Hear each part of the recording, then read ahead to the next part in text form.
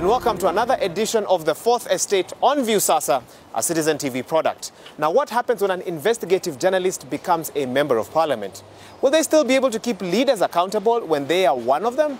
That's what I sought to find out in this next interview with senior investigative journalist and Nyali member of parliament, Mohammed Ali.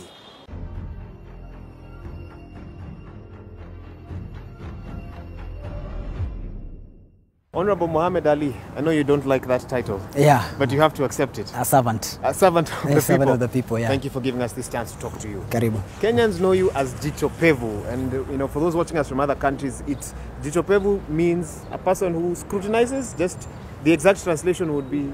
Well, it's an eye that sees maybe beyond the wall. Or, okay. Yeah. Okay. You see what people don't see. And they call you that because you are one of the leading investigative journalists in this country. What made you get into investigative journalism, and how did you get into that particular space?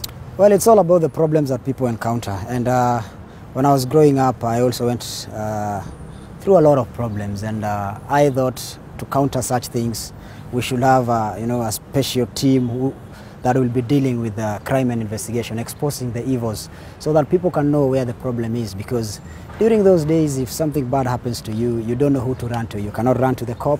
You cannot run to the government. You end up being mistreated simply because you're a poor person. You don't get those services as per your constitutional right. So I thought it would be wise for me to start something that will be the voice of the voiceless, a voice that will amplify other people's voice so that they can be heard.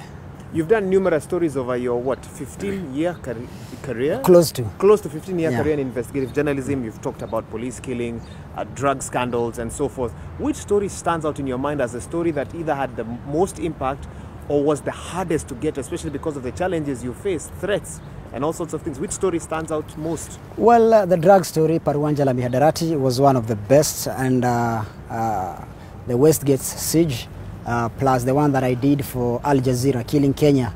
The media houses in Kenya refused to air it, and I had to cut across so that I could talk to other people outside there, and Al Jazeera accepted.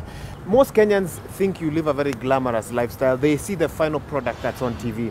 They don't know about the threats to your family. They don't know about the danger you put your life in. Why would you put yourself in such precarious situations, and yet you know that there are people now who have a grudge against you?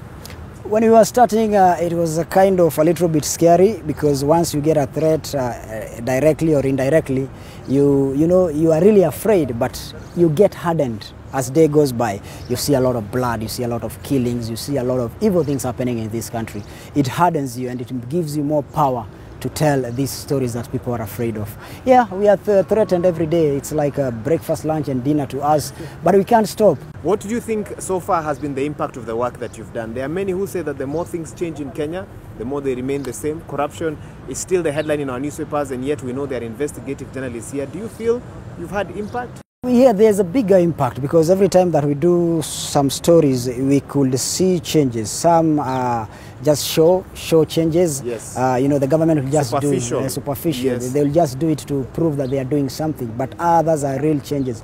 For example, when we did the piracy story in pirates in Somalia, yes, we traveled to Bosaso with my colleague John Alanamu, and we showed how the money was coming into the Kenyan market, how these people are buying properties in Kenya, making it difficult for Kenyans even to rent a house, because the price was shooting up, and they were investing big time in properties. So when we did this story and we showed how the money flows to Kenya, the government had to chip in.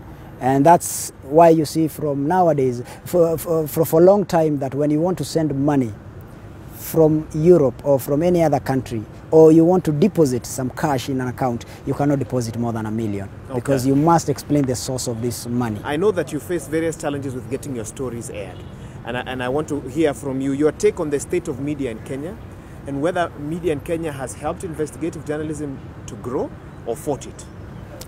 I really miss the journalism of those good old days, when we had real people in journalism, real journalists, let me call them, where the likes of Farida Karonei, a tough woman, an iron lady, the likes of Lina Kaikai, very strong and bold, Katua Nzile, Kizito na Mulanda, those were the people who were calling the shots those days. If you have the story, I remember Farida will always say, mwaga picha. You know, she was not. She still says it sometimes. That's good then. Yes. She was very strong woman. Linas was strong. Kizito was strong. Katuanzile was strong.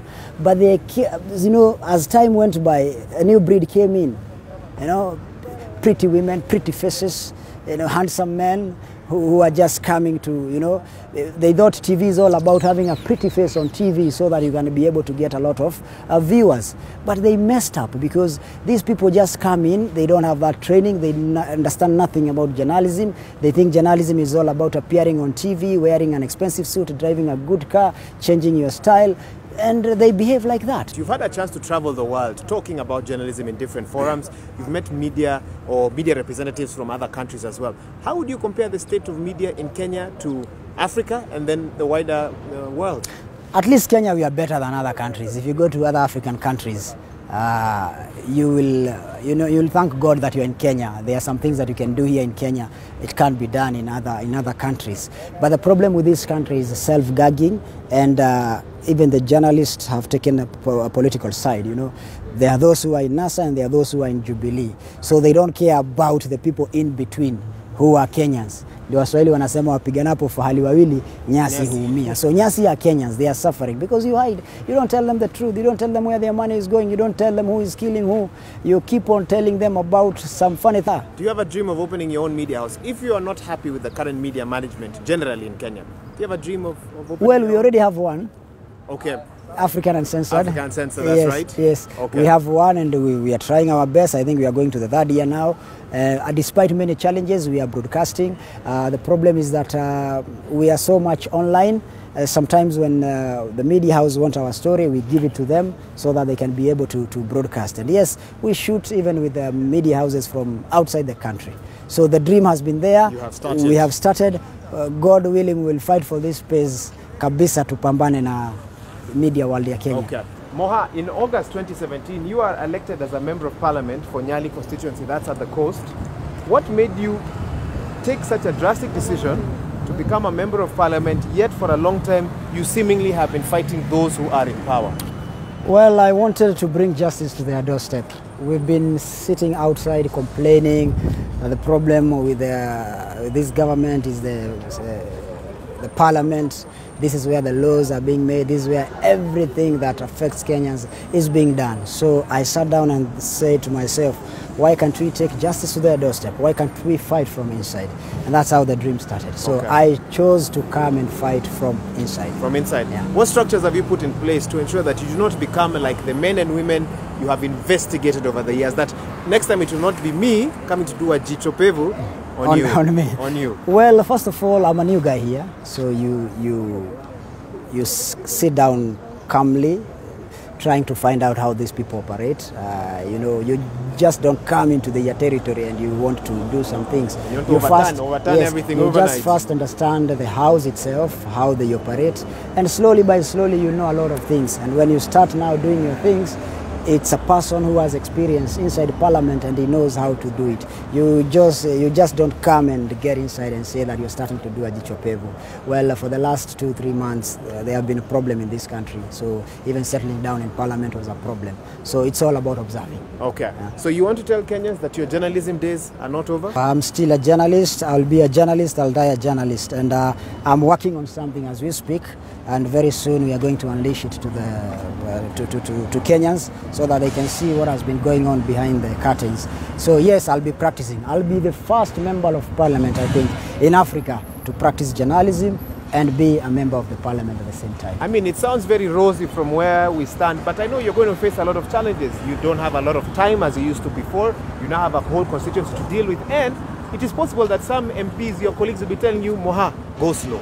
This is not how things work here. And your smile tells me it has already started. No. How are you going to deal with that? That's not Moha. There is no go slow in crime and investigations. If you're on the good side, then we are on the good side with you. If you're on the bad side, we will expose it. So there's nothing like Moha is now in parliament. After some few years, I will listen to them and will forget everything from outside. No, I know there's no time of doing jichopevu and parliament at the same time, but I'm trying to take much of my free time to make sure that I produce a good story about this country. And I've asked you this before. So are you telling Kenyans, and I want to record this and maybe I'll play it for you one day in the future, that you have not sold your soul I will to never. this house? I will never. I will never. Just the issue of being seen with a president does not mean that you've sold your soul. There is respect. You know, he is coming to my constituency. There is that respect, and you have to give him that respect. You're referring to the incident when Kenyans went for your neck, so to speak, on social media because yes. you are seen you with the see, president? I can't be them. I am Muhammad Ali. I am myself. God above me and Muhammad Ali down here. Some things you do, there is politics and there is ideology. If I am for ideology and you are just for politics, then we are two totally different people. Okay. Yeah. So when the president came, people were like, oh, Muhammad Ali ameenda. So do you want me to not to even say hi to the president? Do you want me to abuse the president so that I can get mileage the way people are getting mileage by abusing the president? No, there is respect. There is a space of ideology and there is a space of politics. We might work together, Wahiga, have lunch together, you know, talk about a lot of things together. But when it comes to our ideology, in terms of this country, then we are totally two different people, because maybe your ideology is totally different from my ideology. Okay. And that's why we go wrong. Thank you so much. I'll call you Mheshimiwa only once. Just call me Moha. Just call you Moha. That's enough. All the best. Asante. Thank you so much. Asante. So that's how we wrap up this edition of the Fourth Estate on View Sasa. We're live from just outside the parliamentary buildings. Of course, let us know what you think about this particular segment and also who you'd like to see featured on this segment. But for now, my name is Wahiga Mwaura. We'll see you again tomorrow.